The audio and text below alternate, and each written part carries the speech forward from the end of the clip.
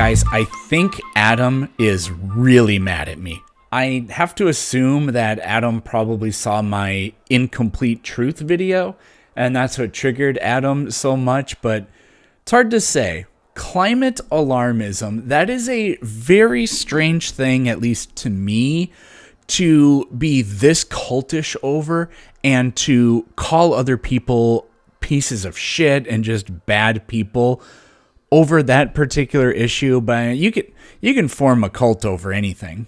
Let's read what Adam had to say first, and then I'll give my perspective on all of this.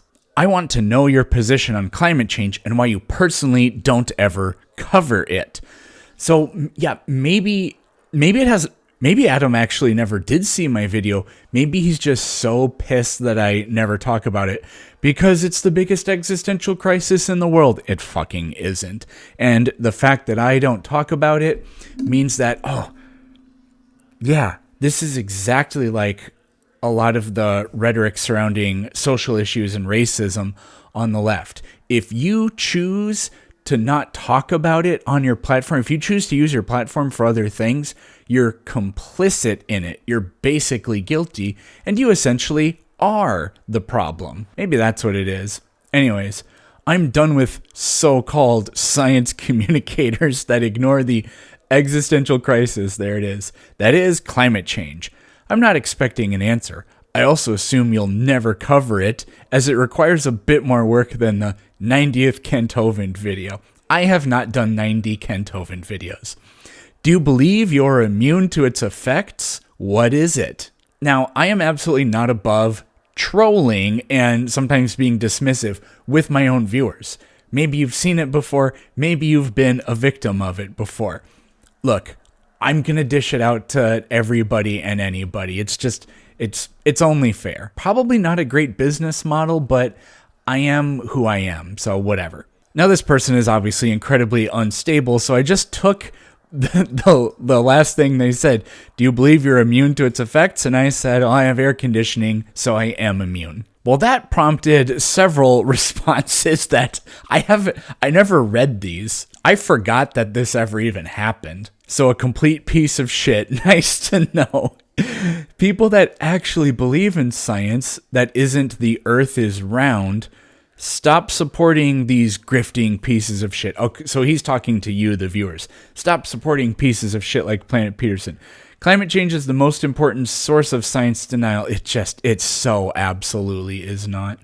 We are facing 4+ degrees of warming that no AC will help. Well, no, I can cool my house down by more than that, so yeah, actually, you're wrong. Why would these pieces of shit be against climate mitigation unless they are denialists? Debate me on climate change, pal. I've never denied climate science, whatever the hell that means. I don't know how many of you saw that video I made. You can go look at that video. It's really just, I got the information from that video from this book, and this guy's absolutely not a climate change denier. He was one of the science advisors to Barack Obama. He absolutely believes in climate change, in anthropogenic climate change. The point of the book is just to point out where science communicators and the media and sometimes government officials misrepresent data, and they'll say things like Hurricane Harvey was caused by climate change, and like we know this for a fact. That is just absolutely not the case. It is such a chaotic and hard to study system that people go way too far in addressing certain events to climate change, and that's the central premise of basically the entire book. It's not about denying anything except for climate alarmist rhetoric, which is very, very, very poorly informed. And then the other important thing about this is the author gets all of his data from, I can't remember the acronyms for them. I don't remember. There's this International Committee on Climate Change, something, and then there's a NOAA study that's part of this as well. All of the data he's citing is from either the UN or the United States way before. This book is way before Donald Trump completely fucked everything about science research. So you can't say that it has an agenda. Anyways, is this supposed to be a logical response? You out yourself as a denialist? I hope many flirps and fundies that don't matter to 99 point whatever % of Earth start to call out your climate denial. Why not make a climate hoax video, punk? It's also good to know, like, who is he? He's just screaming into the wind. I never responded to any of this. It's also good to know that the reason for your whole existence is proving your parents wrong. What does that mean? What does that mean? My mom's a religious person. I don't know what my dad believes. I think he's completely agnostic, but like, my parents have always been very open to science. Like literally all the stuff I do, except with the religious stuff from my mom's side, they've always been like, they've never talked against any of it. I didn't grow. I don't have one of these stories like the other people where I was in an extreme religious cult or like an extreme political religious cult or a fundamental cult where we watched Cantovind videos in school and I was homeschooled and that's all my parents let me watch. I don't have that kind of backstory. No idea what this guy's talking about. Or is he insinuating that my parents are climate alarmists and my whole existence is to prove them wrong? If you actually cared about science denial, it seems climate change would be a target that eventually you'd move on from debating nutty Christians and stupid flurfers to addressing an existential catastrophe for the entire planet. Yeah, that's also just 100% false. I mean, there are aspects of it that are disastrous for nature in some respects, but not for us. But you don't. You lash out in anger when I ask why. What? I didn't do anything like that. What? You exist to repudiate the worldview of your parents. Again, I have no idea what he's trying to say.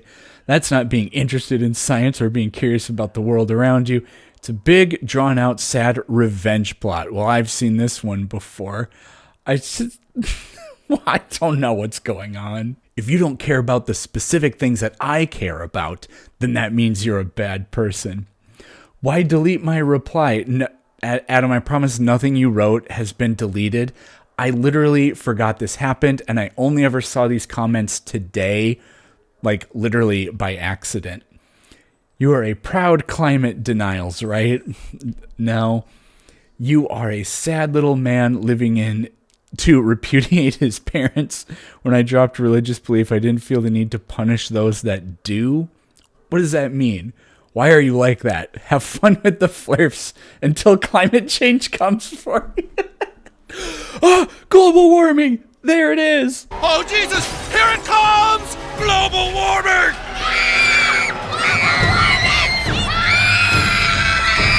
This is the same video. Somebody wrote a really nice comment. Oh, I liked it, but I didn't heart it. About like how I help them deconstruct and things like that. And then here comes Adam. So this is the goal of this channel, to convert fundies to what? Climate change deniers? The guy didn't say, Eric helped me understand that there's no such thing as climate change. You are the worst, Peterson. Eric is ignorant of real science. Go read a science book. So this is all like total bullshit. Now, I am not a climate alarmist. I'm also not one of these people that thinks the world is overpopulated. I did used to think this. And I can specifically remember in my first couple of years teaching, I really talked about climate change a lot. And I was political about it in the classroom, which I look back on that in kind of horror, because it doesn't matter if I'm right. That's an unethical thing to do. Now, I stopped being an alarmist, and I also stopped being one of those there are too many people in the world type of people, because I educated myself. So this book I read, I think it was only like last year, so that's a fairly recent one, but I would really recommend that. And then there are these two books too. I read this book way back in like 2016, and it was really eye-opening. And then I read Enlightenment Now in 2017. And this is one of the most, nothing has changed my outlook on the world more than this book. And it runs the gamut of so many things. Now, some of you have maybe heard of Alex Epstein, I'm not sure how it's said. He has another book too called Fossil Future that I never read. Now, I haven't kept up with anything he does, but I did see several years ago that pretty much nobody will talk to him except right-wing talking heads. So he's maybe, I can't remember where I saw him, but I remember being like, whoa, what? Alex Epstein? What is he on there for? And it was like maybe Alex Jones or something. I don't exactly remember. But this guy too, he's not like a climate change denier or anything like that. He just, I'll kind of talk about the perspectives in the book later on, and you'll see what the point is. But just read the title, The Moral Case for Fossil Fuels. It's not a book about denying climate change or global warming or anything like that. It's just a book in defense of the things that shaped the world we live in today. Again, let me reemphasize, I do accept that the climate has changed. I think a lot of people overestimate what it is. There has been about 1.1 degrees Celsius of warming over the last 100 years. Now, an important question about that is, let's say humans never burned any fossil fuels. How much of that warming would have happened anyways? That's always been a really open question, a very, very difficult question to answer. It's actually fairly recently that we've been able to say with some confidence what that figure might be. I learned this from Dr. Blitz. I sent him he does live streams where he talks about climate change.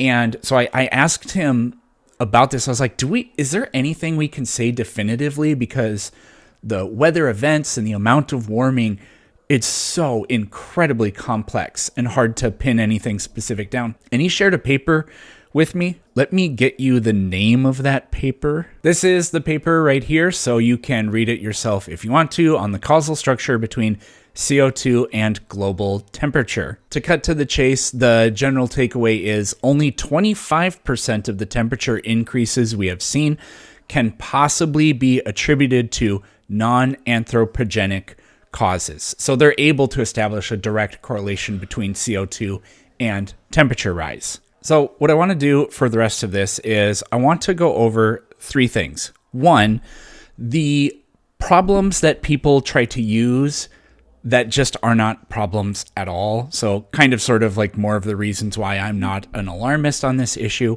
Two, what climate alarmists just simply don't understand, the unbearable naivety of the arguments they make that I see. And the third thing I will talk about is real problems that we face with the climate, because it's not like I don't think that there are some problems. I want to be very clear that the way I view this issue is pretty much entirely a human-centric issue. If the climate does get warmer, and what that does is it causes some of the rainforest in Central Africa to become grassland, well, from a biodiversity standpoint, there will be a lot of things that we will personally find unpalatable about that, but it won't affect the ability of humans to live quality lives. So I don't care. Like, I personally care, but I would not trade the well-being of human beings for that. Examples of non-problems that climate alarmists tend to use. One would be food security. How bad do you think food security is right now? How many famines do you think are happening as parts of the world are drying out and crop failures are occurring? Well, the answer is fewer than at any point in the last 150 years. Famines are technological and political issues. They will happen, and there are a lot more people alive today, so the potential for a famine to kill more people than famines in the past did by absolute numbers is vastly greater. But the only figure that actually should matter would be like not per capita, but like as a percentage of the population, how bad are these famines? But even though there are, almost 5-6 times more people alive today than there were in the 1870s, the percentage of the population that dies from famines is dramatically lower. This surprises a lot of people. What about climate-related disasters? They're not on the rise either. I would just suggest go and watch my Incomplete Truth video on this because I go over a lot of the data. But what happens is we'll see a graph like this, right? And this is an oscillating trend. It looks like a roller coaster. And what often happens with things like hurricanes, they say the number, and that's not what this graph is, but what they'll say is the number of hurricanes, Category 5 hurricanes that have hit the United States is like 10 times higher this decade than it was in the 1980s, which is, I made that figure up, but that is what they base it on. It is higher now than the 80s. What the exact number is, I don't remember. But what they don't show you is that if you go back 100 years, you can see, not even 100 years, if you go back farther than that, what you see is today, they're no more common than they were in the 60s or than they were in the 20s or whatever, because it's a pattern that goes up and down over time. Yes, people on our political side cherry pick data sometimes as well. Tornadoes, fires we're not 100% sure of because the satellite tracking data for that is only a few decades old, but by most, I mean, the vast majority of fires are just caused by human stupidity, not necessarily by climate change. And yes, I know. California drought, fires, it's a big thing here. California is not the world. Flooding, hurricanes, tornadoes, none of these things are at uniquely higher levels today than they have been at other times in the last 100 years. This is a precipitation graph, and this is one of the weird things about the data as well. This is for China. I couldn't find a good one for the United States, but I just want to tell you, or I just want to show you what's happening with this data. So we have heard a lot in the last couple of years about these once in 100-year floods. And so it seems like it's too coincidental to not be a coincidence. But here's a problem with the data. The precipitation data for the United States does look like this. It has this kind of pattern, this roller coaster pattern. From what I remember, it's trending up in the last few decades instead of down, but this one does end 15 years ago. The problem is, do you see how the trend line, the black line, is much tighter than the year-to-year fluctuations? That's a really big problem. This is called volatility, and volatility in graphs like this makes it extremely difficult to draw specific conclusions. So, sorry, no, we can't attribute what happened in the Texas Hill Country to the burning of fossil fuels. It's just too chaotic. Now, I'm going to say this now because I'll probably forget to say it later. Despite what I'm saying, I do think that the correct thing to do would be essentially to pretend that we do know that this is a problem and act policy-wise to mitigate it. This is a pretty common policy talking point. It's basically Pascal's wager, but for mitigating the effects of climate change. If we're wrong, all we do is, like there's no negative consequences. We progress technologically. We do all these cool, amazing things and open the door, and the trickle-down effects from the R&D of it are going to benefit society as a whole. So if we're wrong, there is no worst-case scenario. And then if we're right, we largely prevent potential disasters. It's just a win-win. To emphasize that, again, like the famines and the natural disasters things, to emphasize, again, that that's not getting worse, we actually have the numbers on this. How many people, on average, a year do you think die in the United States from natural disasters? And that includes earthquakes, volcanic activity, landslides, drought, wildfires, storms, and flooding. the whole gamut, right? How many people in the United States do you think die from those every year on average? It's less than 500. 100 years ago, 341 people a year on average died from climate change disasters in the United States, which is incredible because our population is 3 times greater than it was back then. So we've increased climate-related deaths by less than 50%, but our population has tripled. Now, the global trend is far more remarkable. The average number of people who die from natural disasters this current decade is just over 38,000 in the entire world. 100 years ago, it was over 500,000 people. And the world population was 1/4 what it is today back then. A person today is well over 50 times less likely to die of natural disasters than they were 100 years ago. What about pollution and human health and things like that? Well, think about how much oil we ship around the world today. The number boggles your mind how much of the stuff we use every single day. So oil spills, what do you think the graph of that looks like?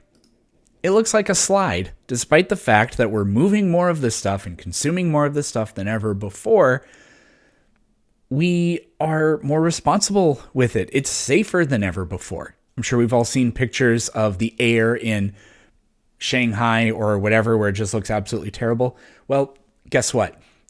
Deaths from asthma and pollution are lower than they've ever been in history, too. The biggest reason for all of this mitigation is, yes, it's technological, but it's actually because of fossil fuels. People used to have to burn wood or peat or lignite or coal in their own home to heat it, to cook food, things like that.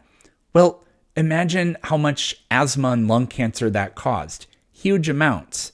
Now, the way your home is heated or cooled is oftentimes just through electricity. And yeah, it's still powered by fossil fuels, but those fossil fuels are very far away. And so the fumes are not in your own home. On balance, things are vastly better. That's what a lot of what is in this book is about.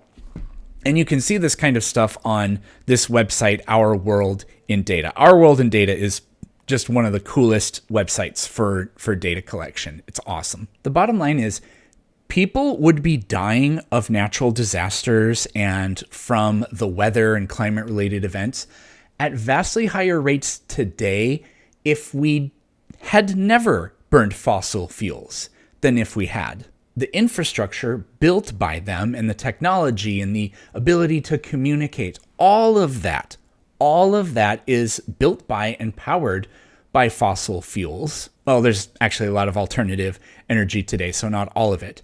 But that's how we got here.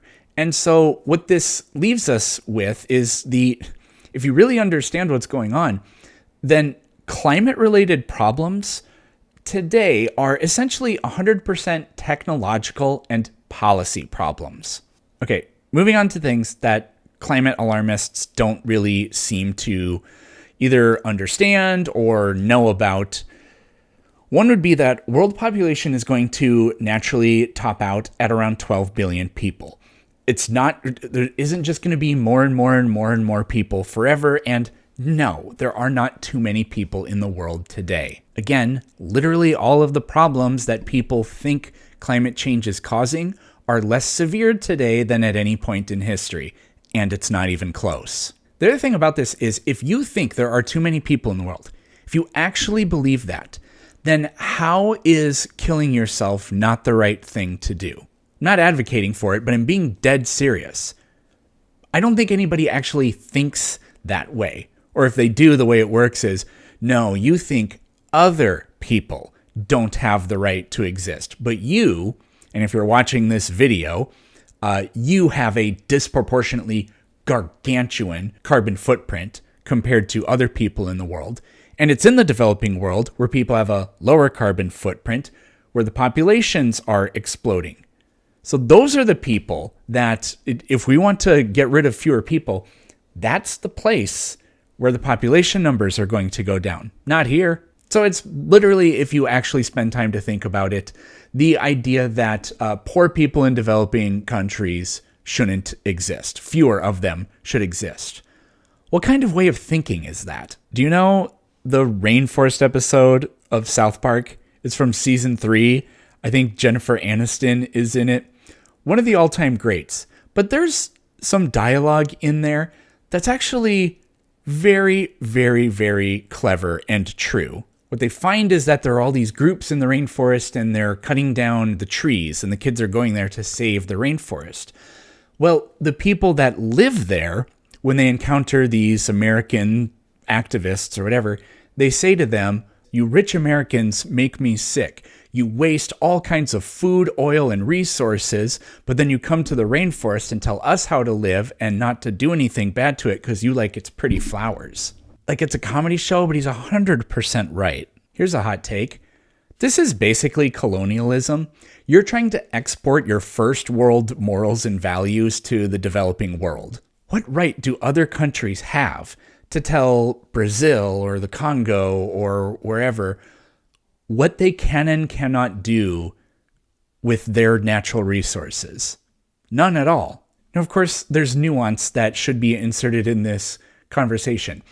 Should the entire world be paved and turned into a shopping center? No, but I don't think people ever think about what they're actually advocating for and how just kind of disturbing and elitist it is. I think we should enact a policy that means that people in developing worlds, first of all, there should be fewer of them and their quality of life should be lower. That is where your ideas would end up. Another thing that alarmists don't realize is that decreasing the use of fossil fuels kills people.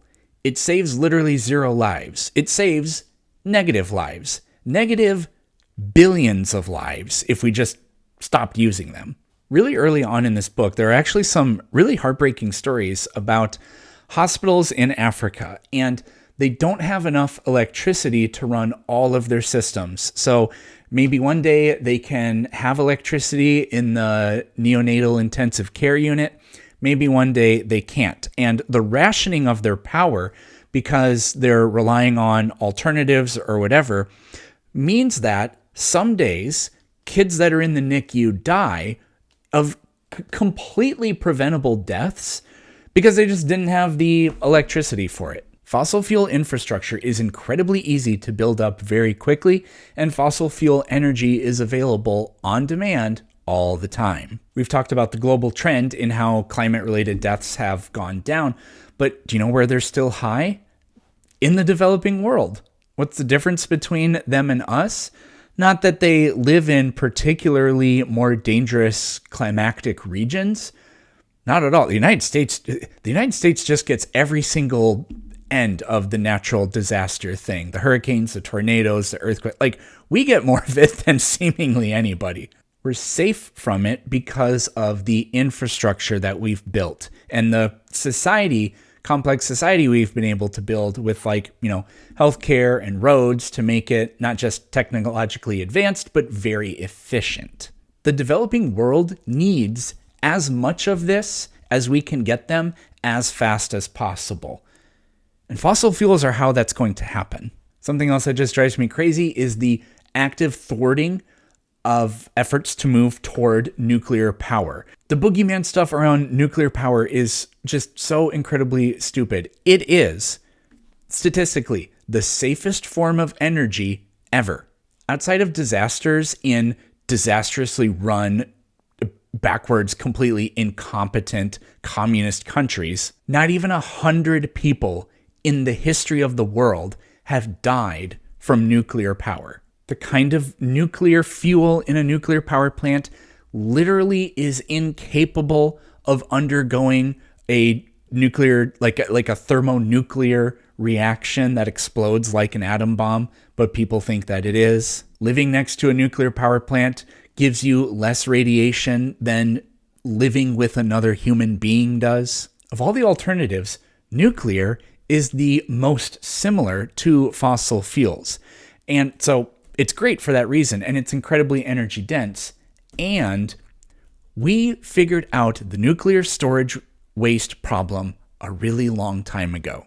I've already made this sentiment, but I'm going to make it again. When you get on the internet to post from the comfort of your air-conditioned house that we need to stop expanding fossil fuel use, you are advocating for directly affecting and immiserating the most vulnerable people in the world. You're killing kids in Africa. The best possible thing for them is fossil fuels, because that's how they can get as rich as possible, as fast as possible, build up their own infrastructure, and start solving problems internally. And then the final thing is kind of what to me is almost like the beautiful irony of it is that fossil fuels, what we should do is use them as fast as we can to build their own coffins. The only way to get to a solar, wind, hydroelectric, nuclear, fission, perhaps even, the only way to get to that kind of future is to use fossil fuels to get there as fast as possible. They're the only thing that can do that at an acceptable rate. Stagnation is not progress. Not to mention, it will kill people. Now, some people believe in dying for what they believe in, but when we're talking about making decisions for the world that affect other people, no, how about let's not bring up the ideas that kill people. Now, in terms of real problems, we do have rising sea levels in some parts of the world, but in other parts of the world, they're sinking. Sea level rise is a very complex thing, and it's really hard to say how much of it is because of melting land ice. Because like I said, that idea does not predict that sea levels would actually be dropping in some parts of the world. But a big part of what's happening is isostatic rebound from the end of the last ice age. The continents some are sinking and some are actually uplifting again because of the imbalance of all the unthinkable weight of the ice caps that were covering North America, Europe, and Asia. Now, it's a real problem, but again, the only way to get out of the problems that have been created because of science and technology is with new and better science and technology. The idea that we're going to prevent Florida from being underwater is for the world to just not burn fossil fuels is just literally incorrect and stupid and will actually cause vastly more harm than it would cause good. And, at this point, I pretty much also think that we need to flood Florida as fast as possible. Florida's a lost cause. Now, famines are real problems that do occur, and they can be caused by climate change in local regions. The biggest, again, with famines, like we have enough food to feed the world, so I think this is just a policy and a technological problem. It won't be solved by burning fewer fossil fuels. The only way to fix famines is with fossil fuels to deliver aid.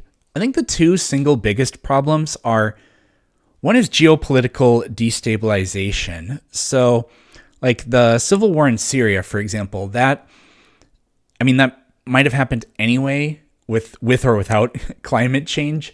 But climate change was a big part of that. It dislocated lots of people. And so, yeah, climate change that can cause a famine or something like that is going to lead to some, like I said, geopolitical destabilization. But again, it's another geopolitical problem and perhaps a technological problem as well. Maybe the biggest problem surrounding climate change, and this is something that nobody ever talks about, but we're used to looking at horizontal maps, and Russia and the United States are really far apart on that. Now, yes, Alaska is right next to that part of Russia, but 9 people live there. It's Eastern Russia that is the problem. Now, we tend to think that we're almost on opposite ends of the globe, but no, if you look at the Earth from above, you can see that Russia and Canada and the United States are right next to each other. If and when the Arctic Ocean becomes ice-free, now all of a sudden we have Russia moving through that area and exploring its natural resources, because there's a lot of precious metal and oil and gas in there. it currently can't really be mined because, again, of all the ice. That might be one of the biggest issues that we are facing for the future. And it is kind of weirdly a climate change issue, but the solution, again, is going to be geopolitical and a little bit also technological. So those are my 2, 3, 4, 50 cents into the thing. I have absolutely no doubt that this will be one of my more hated videos, but whatever. Feel free to call me a piece of shit in the comments section, and you'll see me tomorrow.